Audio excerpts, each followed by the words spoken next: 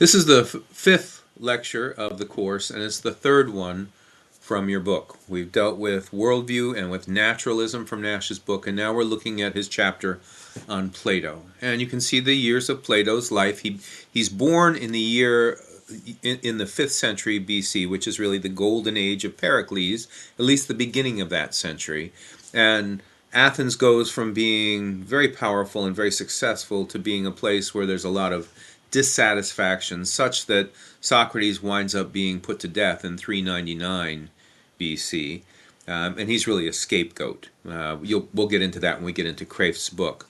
And Plato lives from 327, we believe, until 347. He's born in the same, he dies in the same decade in which Epicurus is born.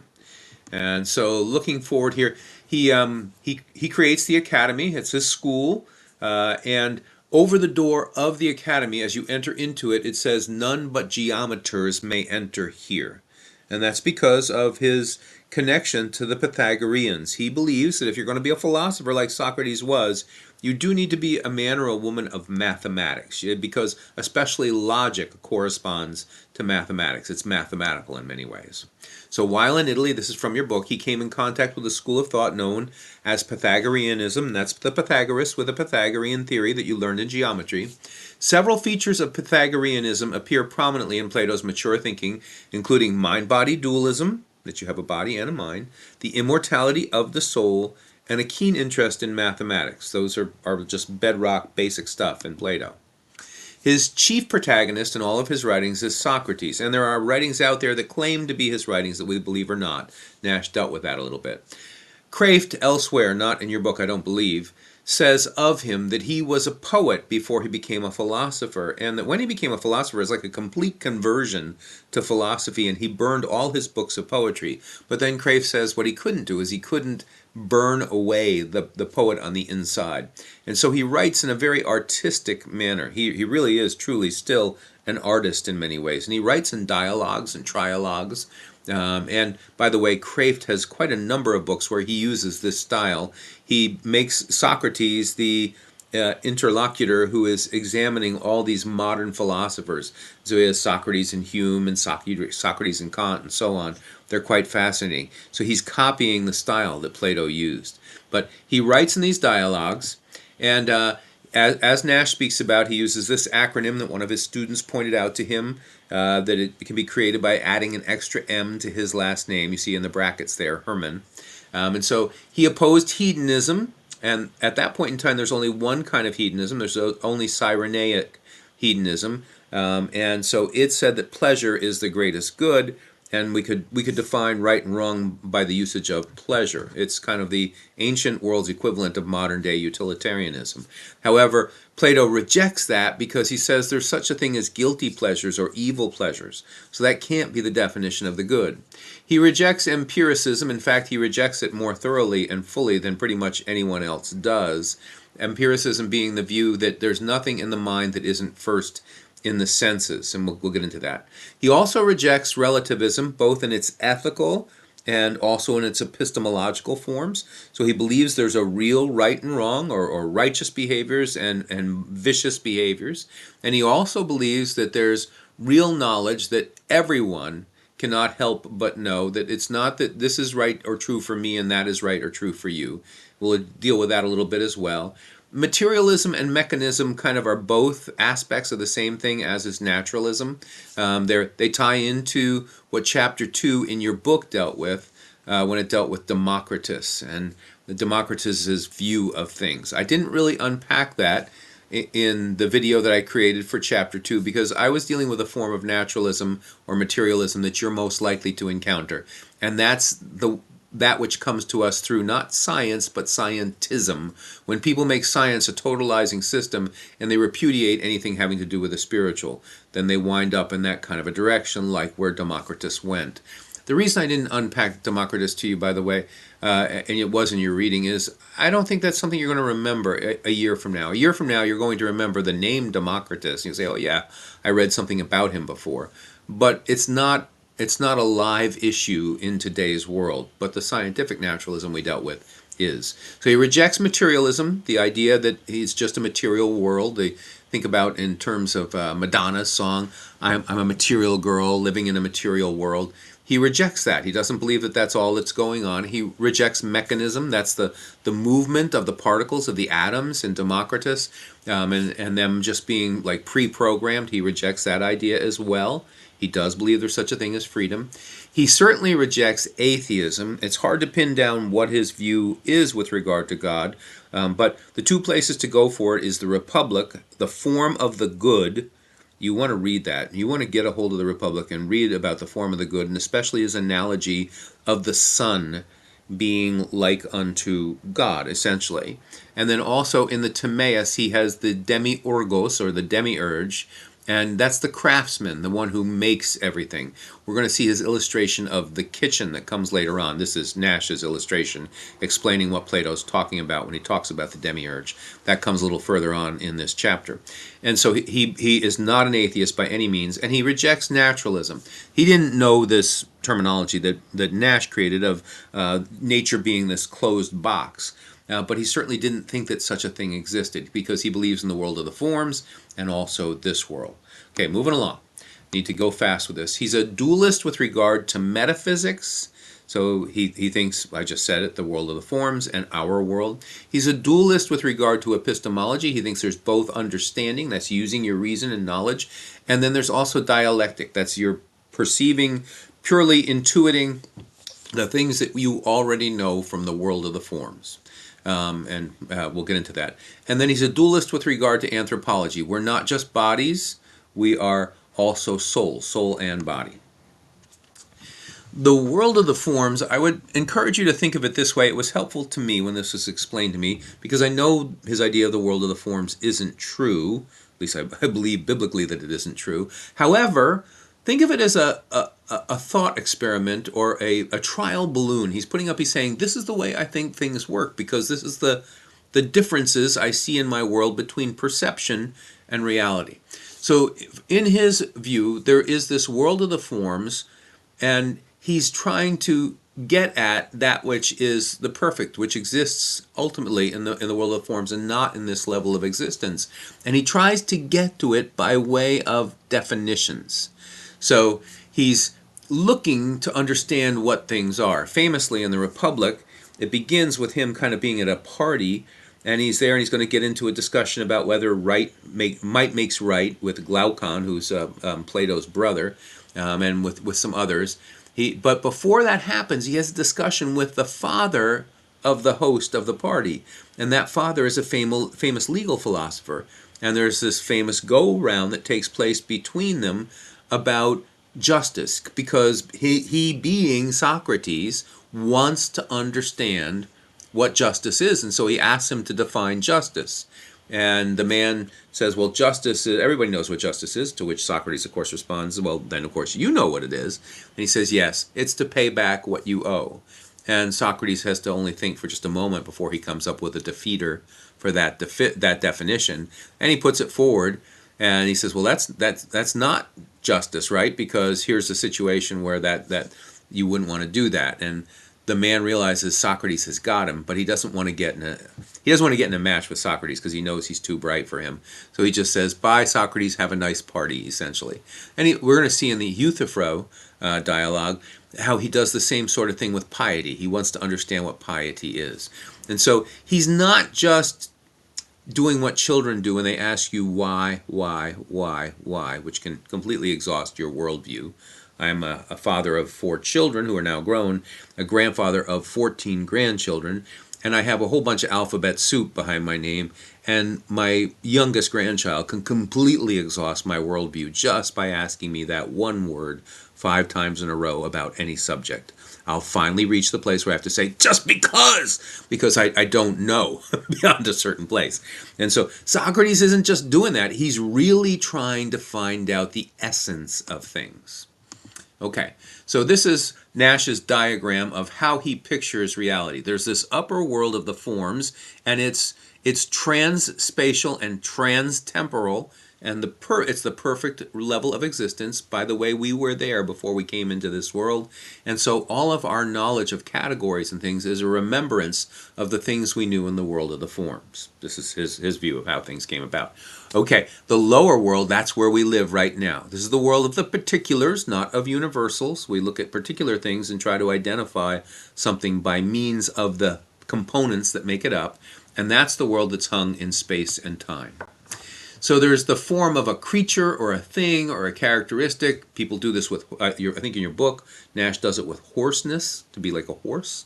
Um, I have, and it's frequently done with using chairs, and I think that's a Socrates thing for it to do it with chairs. So I'm sitting in a chair that has rollers on the bottom of it. If we're to roll back and forth on the floor here, you might be able to hear the rollers on the bottom of my chair. And then downstairs in my kitchen, there's a three-legged stool. And in our living room, there's a love seat. There's also a recliner. Outside in our yard, there's actually a chair that hangs down from a tree by some ropes. And then if we were to go down by the river, there's two Adirondack chairs, and they're down facing the river. And they're very different, all these things. So why do we call them all chairs? And what Plato would say through the character of Socrates is that they have in common chairness, the essence of being a chair. In the world of the forms, there's a perfect chair. That's the idea. I'm going to move along. So things like truth and goodness and justice and beauty, these are specifically categories or qualities that these four are really important to Plato. There's a thing in the world of the forms that is pure truth or pure goodness or pure justice or pure beauty. And so when we use these terms down here, our minds are drawing a connection between the beauty, between the justice, the goodness, the truth that we innately know about that comes from the world of the forms. And we're saying, this is like that. And so we've got these categories. We don't even know how we got these categories in our brain. Who taught you about equal, for instance? What Socrates claims is equal is kind of like part of the furniture of your understanding. You were born into this world with this idea of equal. And it's a really interesting thought experiment to try to explain where did we get this notion of equal. Anyway, we could take some time with that. I don't want to take our time up with that. Same thing with standards and shapes and numbers and equations, that all of this corresponds to the ultimate things that God made, like circles and lines and rays and whatever shape you want, a square or a trapezoid or a triangle. And so this is Stephen Hawking's book, God Created the Integers.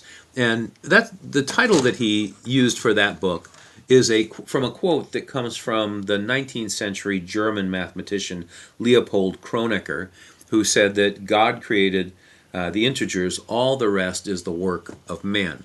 So I want to say an awful lot of what we will find in Plato is not just ancient notions. These ideas are still with us. They're still alive in the world of philosophy and elsewhere.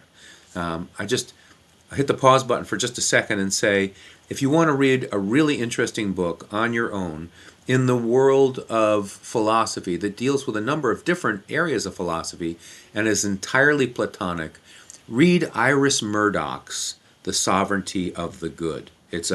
She's a Platonist, as is Dr. Nash. He's an Augustinian Platonist, and it's a really fascinating read. Okay, I'm just going to keep on moving. So the world of the forms is this place where the perfect examples of the things that we have in our minds exist. And so when we're looking at a circle, this is in the book, I'll show you the table that he used for this, or the figure that he used for this. We have a concept of what a perfect circle would be. I think that the way Nash puts it is essentially it's a line that then is closed in upon itself, and all of the points along that line are equidistant from the center. In other words, all the radii of this circle are of the identical length, right? And so here's his analogy. Look all the way over to the right, and that's the closest to a perfect circle that we have in these drawings. And if you look at the second from the left, Nash says that's closer to D. B is closer to D, to a perfect circle, than is A. And so we can, although B is kind of like egg-shaped or oval. So he's saying we've got this concept of circle, D is the closest that we can get in this world, to which our evaluation of things in this world corresponds and measures. And it says, B is closer to it than A is. And so when you are here, you'll recognize this diagram if you did the reading and you're kind of wondering, what's he talking about? Well, I'll take you back to the days of your geometry in high school, or when you were homeschooled, if you were homeschooled. And you learned that a line or a ray or a circle, that the line there, it has no width. What's that talking about? That's from the ancient world, and the idea is it can't really be that figure if it has width. And the reason why it's talking about an infinite number of points, that's from a pre-Socratic by the name of Zeno. He thinks there's an infinite, if you had the finest fine point pen you could possibly draw with, there's still an infinite number of points between the one side of the line and the other side of the line. And so that's why you have to have a line on the outside of your perfect circle that doesn't have any width to it. Let's not take too much time on that as far as if that does puzzle you, but I hope that clears it up for those of you who do understand what I'm saying. So there must be some place where a perfect circle exists in order for our evaluations to have a real basis. That's the idea. That's Plato's idea. Nash says this. He says, unless there were an ideal circle that we thought that we already knew in some way, our concept of thought of a circle would be empty. It would have no referent. And so for Plato, a form is an eternal, unchangeable, and universal essence. The forms are archetypes, or ideal patterns, in the sense that the particular things that exist in the physical world imitate or copy them, but they can never reach the level of actually being the forms. Okay. The forms embody the essence that marks the similarities among members of a class and enables us to group them into a set or class, so that we look at a lion or a tiger or a snow leopard or a cheetah, and we also look at a Maine Coon cat, or one of those naked cats that they have that has no fur, or some Egyptian cat, and we recognize this is all feline. So forms that are corresponding in our minds to the felines that we're seeing of different sorts in our world, the form can never change. Equality itself, the concept of the standard of equality, can never change. If it ever did, Plato teaches, it would become inequality. So the concept of oneness can never become two-ness, okay? So there's this idea of the perfect thing in the world of the forms to which the things in this world correspond, but they don't actually meet those perfect standards. Think of that with a person, right? That there is a perfect being, that would be God, right? And that no human being measures up to that perfect being, but we see that certain people come closer than others. We think certain people are more virtuous than others. The forms are also external. They existed before the physical world came into existence, and they would continue to exist if everything in the physical world, the physical universe, the lower world, ceased to exist. Truth, goodness, and justice are eternal, timeless entities that do not depend for their existence upon the particular things that exist in this world. That's quoted right from your text. So this is the Euthyphro dialogue. I'm not going to unpack it fully. As Socrates is on his way to be put on trial for his life, as he's making his way to the trial, he encounters a young man by the name of Euthyphro, with whom he has a discussion. Euthyphro, I don't want to spend too long on saying this, but Euthyphro is actually executing a lawsuit against his father because of the manner in which one of his father's servants died. And so he's doing this because he thinks this is pious. He has an example of doing this that comes from the mythology of the Greeks. One of the gods takes his father to court and has him tried for murder. And so he's saying the reason he's doing this is because he's pious, that he, Euthyphro, is a pious young man. So Socrates, being Socrates, says, well, Euthyphro, what is piety? And so Euthyphro tries to answer it. He says, well, piety in this instance is prosecuting my father because I have the example of a god who did it. And he said, so he, by his means of Socratic questions, he forces him to have to reevaluate and come up with another answer. Excuse me, I have to take a drink. So he says, no, that's not piety. What's piety? He says, okay, piety is pleasing the gods. But Socrates has a defeater for that. He says, you can't please all of the gods because some of the gods are different than the other gods and they war with one another and they have fights and spats. They don't agree with each other. Sometimes they punish human beings for obeying another god. So you can't please the gods. You can't say that that's the standard of piety because it's not a standard that's the same. It changes. And so finally, Euthyphro's attempt is, well, what all the gods love is pious, and what they all hate is impious. And Socrates seems like he's willing to let that rest, or at least stop there.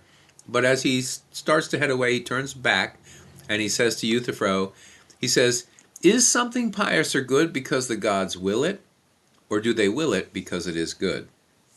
That may seem like not a big deal question, but it's actually brilliant. So it's saying, does God or the gods, this is a Christian course from a Christian school, so let's put it in terms of God. Does God declare something to be good, and that the fact that he said it just makes it good?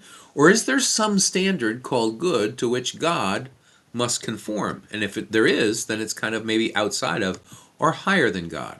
So behind his questioning of Euthyphro is the concept of there being a true or a perfect standard of piety. And that begs the question ultimately of God and God's relationship to good. What is God's relationship to the good? Is something just good because God says it is, or is there a form of good that exists in the world of the forms to which even God must conform or submit? Actually, this really isn't a problem, although some Christians, I think, have thought that it was. It's not a problem unless you insist on being a divine command moral theorist. In other words, saying, well, good is just good because God says it's good. And this has been criticized, by many different Christian philosophers across time. Aquinas famously criticizes it, and a more modern philosopher, Leibniz, also gives a good critique of it. But there are some famous individuals, such as Kierkegaard and Calvin and Luther, who were divine command moral theorists. So let me come back to this. I apparently didn't put anything down on the PowerPoint further about it. Let me just say this. The solution to it, as far as the majority of Christian philosophers are concerned, is goodness is godness. God's character, his attributes, include that of being all good, omnibenevolent. And so whenever God acts, it will always be good. So there's not some standard outside of God which he must conform to. It's actually a false problem, is the idea. Okay, moving on. But you can see, in the Euthyphro, he's after the definition of piety because he thinks there's a perfect form of piety. Plato's theory of recollection, of us remembering from the world of the forms, asserts that learning is essentially an act of recollecting things we knew before we were born, but we then forgot.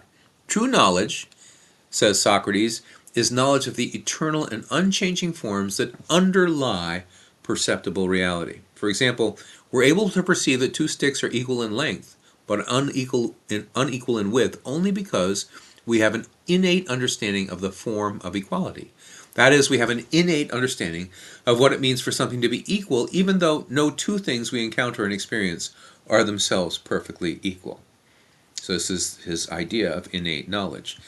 It's kind of hard to rebut. I tried. I'm not a Platonist, although Dr. Nash was.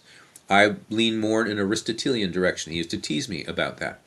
However, I can't refute this. Okay, so you have at it. Like, if you can come up with an explanation for how we have this concept of equal, and it's kind of an overriding concept. Where do we get that? For me, it has to be that it's the furniture of the mind that God gave us, not from the world of the forms. But it is hard to refute. Since we can grasp this form of equality, even though we never encounter it in experience, our grasping of it, according to Socrates, must be a recollection of immortal knowledge we had and forgot prior to birth, from when we were in the world of the forms. This argument implies that the soul must have existed prior to birth, which in turn implies that the soul's life extends beyond that of the body's. Okay, you see the body-soul dualism from one direction here. For Plato, a form is an eternal, unchangeable, and universal essence. The forms are archetypes, or ideal patterns, in the sense that the particular things that exist in the physical world imitate or copy them, but they never measure up to them. An essence is the set of essential properties without which a particular thing like this squirrel or that tree would not exist as a squirrel or a tree. The forms embody the essence that marks the similarities among members of a class and enable us to grasp them into, or group them into a set or class. This is the business of taxonomy, which human beings do all the time. We sort things in our mind. This is like that, and this and this and this and this. They're all similar in this way, and we can do it with canines. And we do think that a cairn terrier and a toy poodle and whatever the teeniest tiniest thing is there, I think there's a kind of a terrier that's even smaller, that they're dogs, and that we also think that a Great Dane or an Irish Wolfhound or whatever, a cane corso, one of those massive dogs, that they are also dogs. We think we don't look at it naturally and say, well, what they have in common is dogness, but we do see something of that canine universal that they all share. The world of the forms is more real than this world, for Socrates, and the forms have real objective existence. So think of moral values. There's objective moral values that exist in the world of the forms. Plotinus, who is an interpreter of Plato, and Augustine hold that the forms exist in the mind of God. So rather than locating them in the world of the forms, they locate them in the mind of God. And we live at once in this world, in our bodies, and in the world of the forms, in our minds. And so that's interesting, and that might have some corollaries with this idea of natural law that we encounter in the New Testament especially. Plato's theory of knowledge is that we have both opinion and true knowledge. For knowledge to be actual, it must come through reason and through the mind. Plato is the antithesis, the polar opposite of an empiricist. The senses give us that which is but opinion. It may or may not be accurate. That's why he distrusts the senses. Reason gives us that which is real and bedrock knowledge. Thus, logic and critical thinking are key to actually having knowledge, in Plato's estimation. Knowledge is a rational apprehension of the unchanging forms, while opinion is a sensible awareness of the changing particulars. So I have opinion, I also have knowledge. My opinion is not it's not as weighty and significant and real and solid as is my knowledge. To fine-tune the two forms of knowledge on the bottom of page 70, let's use the classifications of the equine. Okay? So we're talking about the difference between universals and particulars. If you want a philosophy that refutes this entirely, it's nominalism. Names like William of Ockham, Gabriel of Rimini, and actually Luther and Calvin become as well nominalists. But they refute the idea of hoarseness or chairness or that sort of thing. But let's see how this works. Understanding. So understanding, if we see that a creature has, we kind of inductively add these things up. It has fetlocks and hooves and a forelock, a crest, withers, pasterns, coronets, a barrel, and a mane. Reason is safe to conclude, and usually did I say hoofs? I did. Reason is safe to conclude that the creature to be a horse. By usage of reason, we understand it to be a horse. Dialectic, however, is knowledge that comes by recognizing the essence of a thing. So there's all kinds of horses out there, from a Clydesdale to a Peruvian Paso Fino to a Hanoverian. And I can see a hoarseness when I look at an Arabian, for example. Arabians are a little bit different from other horses. They have a thicker neck, they're smaller, but I just see it and I recognize hoarseness. Even when we look at a zebra, we recognize something of hoarseness when we look at them, right? That's dialectic knowledge that comes to us directly. Understanding comes through logical inference, using our reasoning, whereas dialectic is immediate knowledge. It's not mediated by anything else. The first is taxonomic. It's like measuring up and looking at the things and say, oh, this belongs in that category, and inductive. But the second is direct recognition.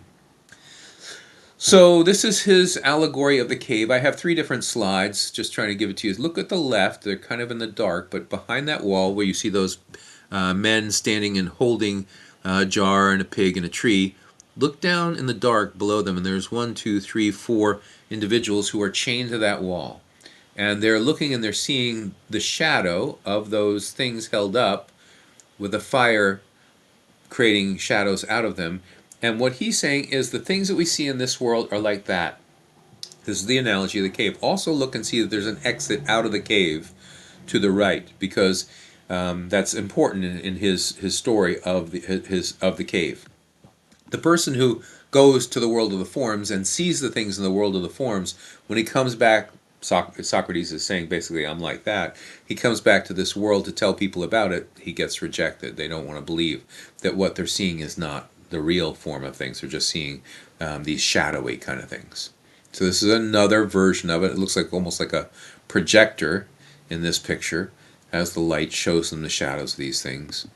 And yet again, here's the fire behind them. They're holding it up, and there's those prisoners. All of their chairs are facing forward, and they're seeing, for instance, see that chair on the far. It's actually in the middle of the screen, but it's you can see that it's projected in front of them. They're seeing a chair, the shadow of these things.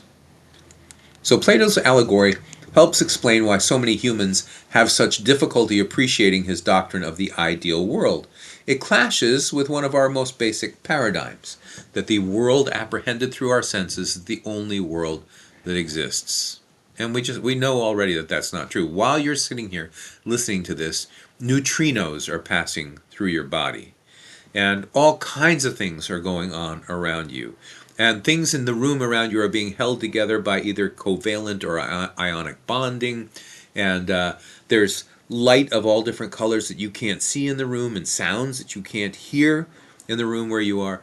You don't see and perceive everything. So we only get the slice of reality that our senses allow us to have.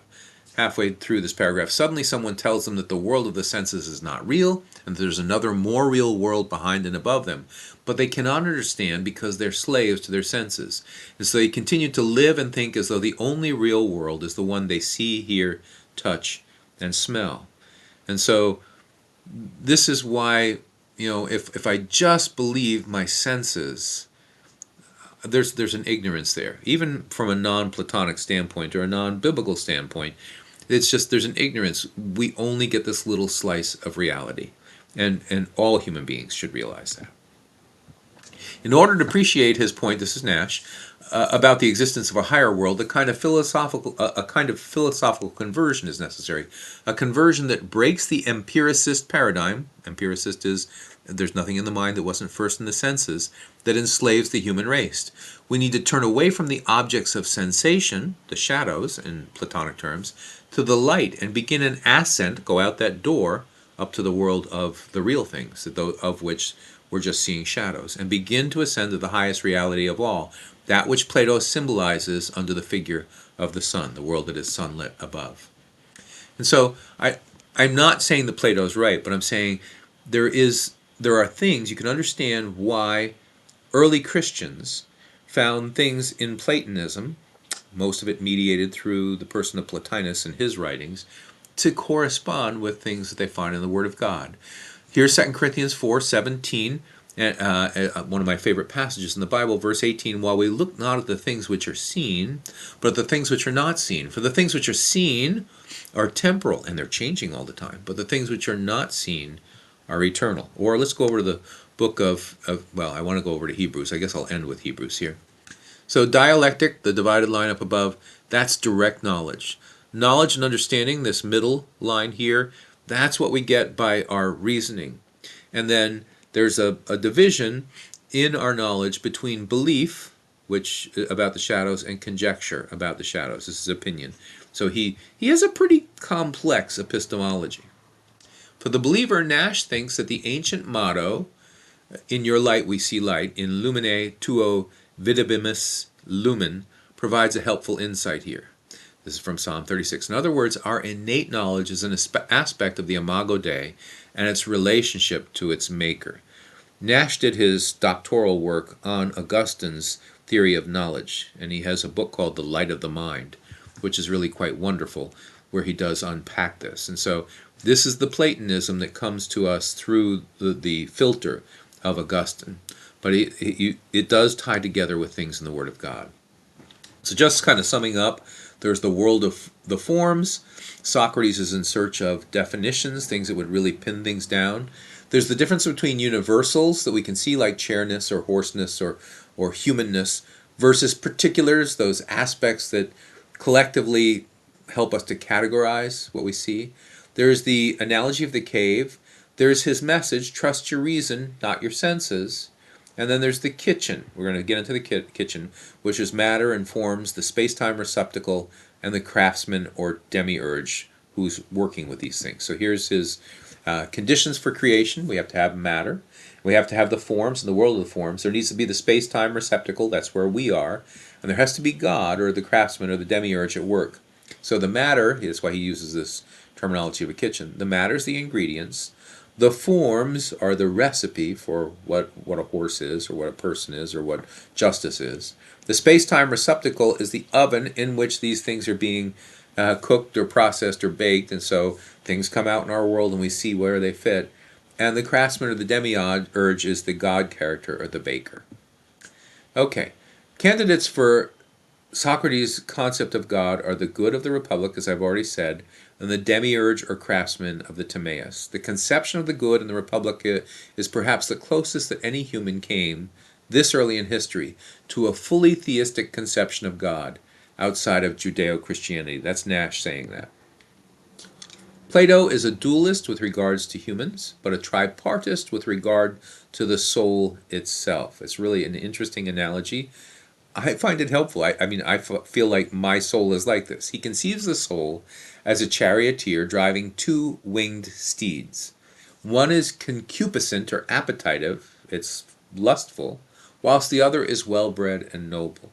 The charioteer must control them both in order to drive the chariot well. The dark, appetitive horse represents the passions. The lighter spirited horse represents the spirited aspect of humans. The charioteer stands in the place of human reason, and I'd have to say, and also human will. And so I find this battle within myself between these things. The four cardinal virtues of Plato correspond to these three aspects of humanity. Reason needs wisdom, the passions need restraint or prudence, wisdom, and the spirit needs courage. When the human soul operates harmoniously with reason, passions, and spirit in balance, then the whole person has attained the virtue of justice. So this conception of the soul is found in the Phaedrus. I'm just making mention of these different books by Plato that introduce us to these dialogues of Socrates. Nash ends the chapter by using an Aristotelian square of opposition in order to chart the options for understanding empiricism and rationalism. So a square of opposition is, you can see it, every S is P and its opposite diagonally down, that's up to the top left, down the bottom right. Some S is not P. And then look at the top right, no S is P and its contradictory down at the bottom is some S is P. And so using that kind of, and then there's what's in between. So here's how he lays things out. A is an example of empiricism. All human knowledge arises from sense experience. John Locke said that a child's brain is a tabula rasa. It's a blank slate, and experience writes the personality and everything upon that child. The opposite of that is some human knowledge does not arise from sense experience. That's where most philosophers would place themselves. Even some who seem, for the most part, empiricist would still say that there's certain things like categories in our minds that we come furnished with. But interestingly, where Socrates is, where Plato situates himself, is not at O, but at E. He's not the opposite of an empiricist. He's up at E. No human knowledge arises from sense experience. It's not real knowledge, it's just opinion. Because we have to use reason and then dialectic, our innate knowledge of the forms, to arrive at the truth. And so that's just an explanation of this form of epistemology. So this is page 82. We're drawing to a close here. To be sure, Paul repeatedly describes the moral conflict within humans. Dualists after Plato saw the moral struggle in terms of a conflict between body and spirit. There sounds like something like that in Romans 7, right? Paul identifies the antagonists as flesh and spirit, but Paul's use of the word flesh, sarx in the Greek, is not a reference to a material body. It's instead his way of referring to our sinful human nature. It's shorthand. That's the way he's using it. So when the NIV, I'm not a big fan of the NIV Bible, but when the NIV says sin nature instead of saying flesh, which my New American Standard or the King James says, it's actually correct in saying that. That's what Paul is up to in that place. Paul never taught that his body was evil or the source of his sin, or that the body is a prison house of the soul, which is a Platonic kind of an idea. Humans commit acts of sin because they're born with a sinful nature. You know, is Psalm 51. In sin did my mother beget me. And it's not that mama having relations with dad, that was sinful. That's God blesses sex. It's his gift. It's mama was a sinner and daddy was a sinner. And of course, they conceived me and I'm a sinner. Humans commit acts of sin because they're born with a sinful nature. Paul's use of flesh in this way has no parallel in pagan usage. Paul's teaching was undoubtedly derived from the Old Testament, though he develops the term beyond its Old Testament usage. The claim that Paul believed that matter is evil is also refuted by his belief that the ultimate destiny of redeemed human beings is an endless life in a resurrected body, not the disembodied existence of an immortal soul as held by Plato. Oscar Kuhlmann wonderfully writes a book called Immortality of the Soul or Resurrection of the Body, ? And he proves that the biblical teaching is not the immortality of the soul, but the resurrection of the body. And that's what we confess in the Apostles' Creed. I believe in the resurrection of the body and the life everlasting. Paul's doctrine of the resurrection of the body is clearly incompatible with the belief in the inherent wickedness of matter. And we have the picture of the New Jerusalem, and that it's very material, it's very substantive, right? We can call it spiritual, and 1 Corinthians 15 does speak about the resurrected body as being a spiritual body, but Jesus' spiritual body could be touched by the disciples when he was resurrected, and he could eat, and he could be, so anyway, attempts to attribute an evil matter versus good spirit dualism to Paul also stumble over the fact that Paul believed in the existence of evil spirits, a belief that obviously implies not all spirit is good. The additional fact that God pronounces creation good, and it's not just good, but in Genesis 1:31 it's ma'od tov, it's very good or exceedingly good, also demonstrates how far Platonic dualism is from the teaching of the Old and New Testaments. This is John Stott. He says in the Message of Romans, by sarx, Paul means neither the soft muscular tissue which covers our bony skeleton, nor our bodily instincts and appetites, but rather the whole of our humanness, viewed as corrupt and unredeemed, our fallen, egocentric human nature, or more briefly, the sin-dominated self. And here's some scriptures I just wanted to bring and show you as far as that we see this kind of an idea, something similar to what's going on in Plato in our New Testament. Hebrews 8:1. Now the main point in what has been said is this: we have such a high priest, that's Jesus, who's taken his seat at the right hand of the throne of the majesty in the heavens, a minister in the sanctuary and in the true tabernacle, which the Lord pitched, not man. So there was a tabernacle, the tabernacle in which Moses led the people and was in the center of all their tents, and all of Israel camped around it, and then there's ultimately the temple. But he's saying that corresponds to the reality that Moses saw in the heavenlies. Moses was told in Exodus, build according to the pattern of what you saw in the heavenlies. And so here, Hebrews 8:1, that I already read that. Hebrews 9:24, for Christ did not enter a holy place made with hands, a mere copy of the true one, but into heaven itself, now to appear in the presence of God for us. And I just want to remind you, Hebrews 11 talks about that Abraham and Isaac and Sarah and all of these godly men and women who've gone before us, even though they lived in the land of promise, they lived as strangers and sojourners. And by so doing, they showed that they were looking for a city that has foundations, whose builder and maker is God.